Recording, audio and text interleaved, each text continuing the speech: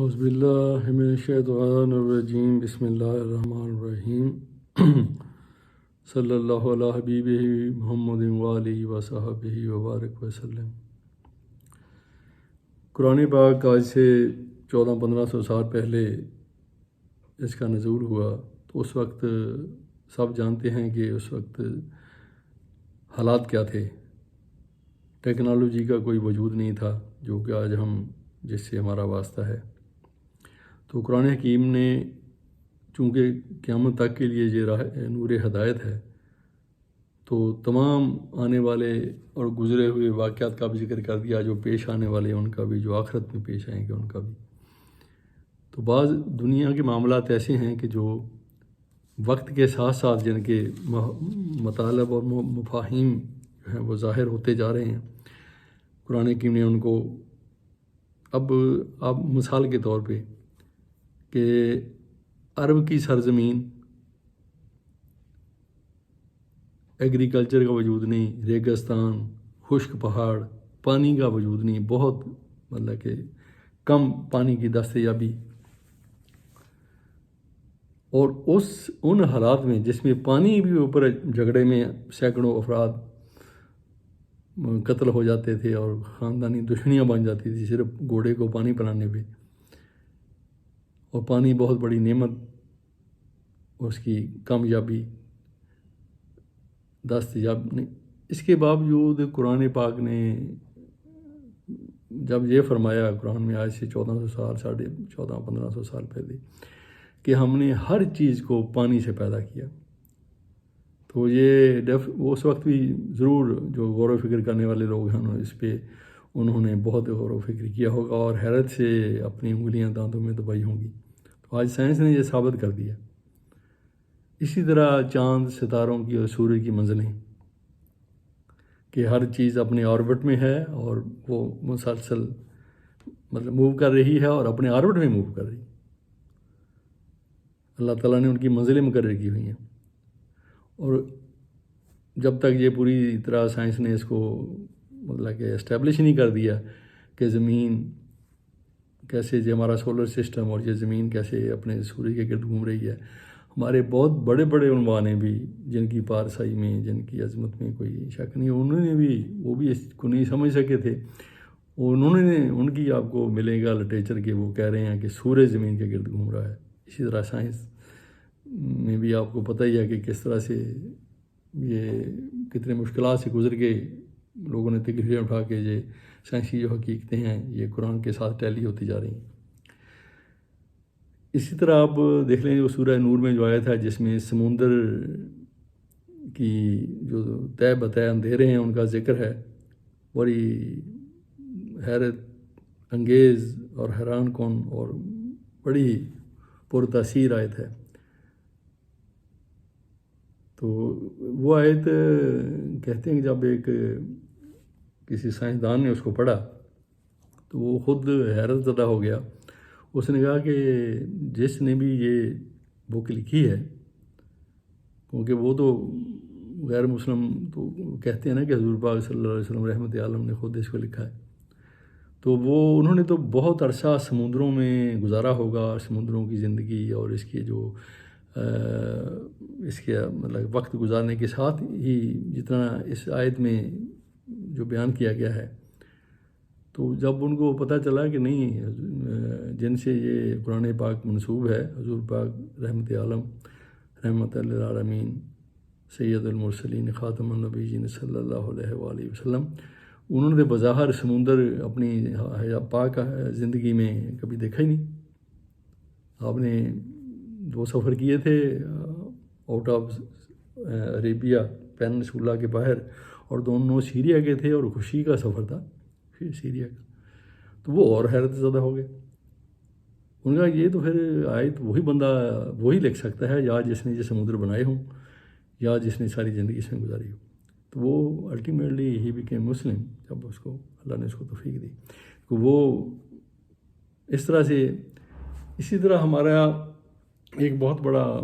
Topic ہے ہمارے مطلب کہ اسلام میں، دین میں، جس کا حوالہ مسیح دجال کا ذکر آتا ہے، اور جب اس کا ذکر آتا ہے تو ابھی تک بھی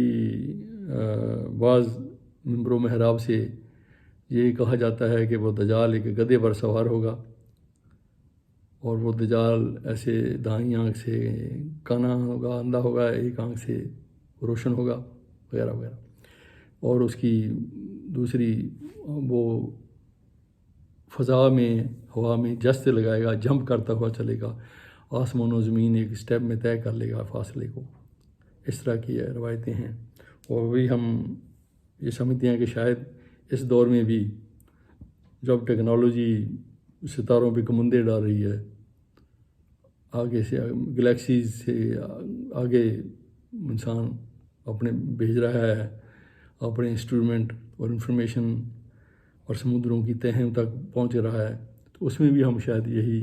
ایکسپیکٹ کر رہے ہیں کہ وہ جو دجال ہے شاید واقعی گدھے پر آئے گا. تو اس کے ہم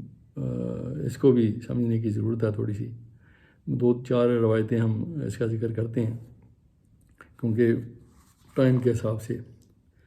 مثال کے طور پر دجال کے بارے میں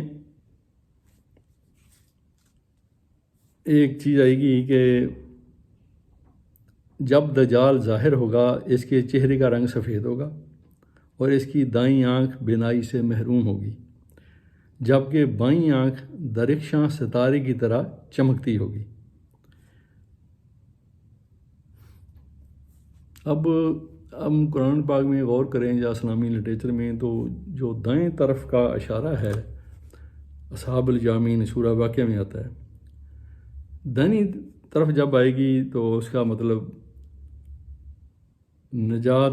دہندہ لوگ ہوں گے، نجات یافتہ ہوں گے، ہدایت یافتہ ہوں گے. اور جب بائیں طرف کا ذکر آئے گا تو وہ اہل جہنم ہوں گے یا دوسری طرف کے لوگ ہوں گے. اور یہ بھی ہم نے سب نے پڑھ رکھا ہے، سن رکھا ہے کہ روز محشر جو اعمال نامہ ہے جس کے دائیں ہاتھ میں دیا جائے گا اس کا مطلب کیا ہوگا، اور جس کے بائیں ہاتھ میں آئے گا اس کا مطلب کیا ہوگا. دائیں بائیں کی جو تخصیص ہے اور تفریق ہے یہاں سے واضح ہوتی ہے. اب یہاں اگر کہا گیا کہ دجال دائیں آنکھ سے اندھا ہوگا تو بائیں آنکھ اس کی روشن ہوگی، تو یہ بڑا اٹس ویری سمپل کہ دائیں آنکھ سے مراد، دائیں طرف سے مراد، دائیں آنکھ سے مراد آخرت کی زندگی ہے، اور بائیں آنکھ سے مراد دنیا کی زندگی ہے. کہ آخرت کی زندگی سے بندہ ہوگا، آخرت کے حوالے سے، آخرت کی سوچ کے حوالے سے، آخرت کی کامیابی کے حوالے سے، یا آخرت کے ویژن اور اس کی آخرت کی جو زندگی ہے اس کے حوالے سے، اور ہے بھی ایسا ہی. اور جو بائیں آنکھ ہے اس کی روشن ہوگی کہ دنیا میں اس کی ترقی حیرت انگیز ہوگی، شاندار ہوگی، بہترین ہوگی، جنت کی مانند ہوگی، اور ہے بھی ایسے ہی. دیکھتے ہیں یہ سورہ واقعہ میں بھی دائیں بائیں اصحاب الیمین و اصحاب الشمال اس کا ذکر آتا ہے. اور پھر کہا جاتا ہے کہ وہ دجال ایک سفید رنگ کے گدھے پر سوار ہوگا، اس کے ایک کان کی لمبائی 30 گز ہوگی اور اس کا ایک قدم پورے دن کے سفر کے برابر ہوگا. کیونکہ اس وقت جب یہ فرمایا گیا تو ہوائی جہاز کا کنسیپٹ کسی کے ذہن میں نہیں تھا، نہ کسی نے دیکھا تھا، نہ اس کو اڑتے ہوئے، نہ اس پہ سفر کیا تھا. تو آج تو اس very simple to visualise to know کہ یہ پوری طرح جیٹ پہ، ہوائی جہاز پہ یہ چیز صادق آتی ہے، ویس پہ سوار ہوگا. اور پھر ہے کہ ایک جگہ پہ آتا ہے مشکات میں، یہ کنز العمال میں تھا یہ روایت، اور مکاشری میں ہے کہ صحابہ فرما رہے ہیں کہ ہم نے دریافت کیا یا رسول اللہ صلی اللہ علیہ وآلہ وسلم، وہ دجال روئے زمین پر کتنی جلدی گھوم لے گا؟ آپ صلی اللہ علیہ وآلہ وسلم رحمۃ للعالمین نے فرمایا جس طرح بادل ہوا میں سفر کرتا ہے وہ دجال زمین اور آسمانوں کے درمیان جست لگاتا ہوا چلے گا، جمپ کرتا ہوا. تو اب ظاہر ہے کسی کا اس میں ہے بھی نہیں قصور، اس وقت مفسرین کے ذہن میں ایک ہوائی جہاز کا تصور یا انوینشن کا کوئی ایسا تھا نہیں. اور پھر اس کے بارے میں کہا گیا کہ سمندر کا پانی اس کے گھٹنوں تک پہنچے گا، یعنی سمندر کو مسخر کر لے گا. اب دیکھ لیں کہ بحری طاقتیں سمندر کو کس طرح سے استعمال کاریاں روند رہی ہیں، اور آج بھی پانیوں پہ جس کا قبضہ ہے وہ سمجھو کہ اس کا زمین پہ اس کا اقتدار اور قبضہ ہے۔ سیکنڈ ورلڈ وار میں جرمنی میں جہاں اور بہت سی اسے غلطیاں ہوئیں، ٹیکنیکل بھی اور کچھ دوسری، تو وہاں ایک یہ بھی وجہ تھی کہ وہ جو برٹش کی سی پاور تھی نیوی کی، جو انہوں نے اپنے کولونائزیشن کے دور میں بہت اسٹرانگ کر لی تھی، تو وہ اس کو پوری طرح سے نہیں توڑ سکے تھے، ان کی بحری جو ناکہ بندیاں تھیں۔ تو آج بھی پانی پہ جس کا قبضہ ہے اس کے ہاتھ میں دنیا کی باغ ڈور ہے۔ تو وہ سمندر کا یہ سمندر کے پانی کے حوالے سے بات ہو رہی ہے۔ پھر اس کے بارے میں کہا جاتا ہے کہ وہ دجال آسمان کو حکم دے گا اور آسمان زمین پر بارشیں برسائے گا اور اس سے فصلیں ہوں گی۔ یہ بھی آپ دیکھتے ہیں کہ ٹیکنالوجی سے بارشیں برسائی جاتی ہیں، اس میں بھی بارشیں ہوتی ہیں، فصلوں کی کس طرح سے فصلوں میں بھی چیزیں ہو رہی ہیں۔ تو یہ ہمیں ایک اور اس کے بارے میں پھر روایت آتی ہے کنز الاموال میں، اور وہ دجال اندھوں اور کوڑیوں کو جزامیوں کا علاج کرے گا اور مردوں کو دوبارہ زندہ کرے گا۔ یہ میڈیکل سائنس کی طرف اشارہ ہے۔ آپ دیکھ ہی رہے ہیں کہ کس طرح سے میڈیکل سائنس حیرت انگیز ترقی کر رہی ہے، کس طرح سے وہ بیماریاں بھی نئی نئی آ رہی ہیں، لیکن موجودہ بیماریوں کے حوالے سے ان کے انسان کے کیسے اس کے پارٹس تبدیل ہو جاتے ہیں، اور وہ مطلب کہ میڈیکل سائنس یہ ساری چیزیں، تو اس کو ہمیں سب کو سوچنے کی ضرورت ہے اور تفکر و تدبر کی ضرورت ہے کہ ان چیزوں کا ہم سمجھنے کی کوشش کریں، اور جو حکمت، جو دانائی، جو ریسرچ مسلمان کا ورثہ تھا، اس کا حق تھا، مومن کی متاع ہے یہ حکمت، تو اس کو ہم گم کر بیٹھے ہیں۔ آج پورے عالم اسلام میں سوائے ایک آدھ ملیشیا کا تھوڑا ذکر کر سکتے ہیں، کوئی بھی مسلمان ملک ایسا نہیں ہے جہاں کوئی ٹیکنالوجی، کوئی علم، کوئی ریسرچ، کوئی انڈسٹری کی بات ہو۔ تو قرآن پاک بالکل یہ دعوت دیتا ہے سب کو، یہ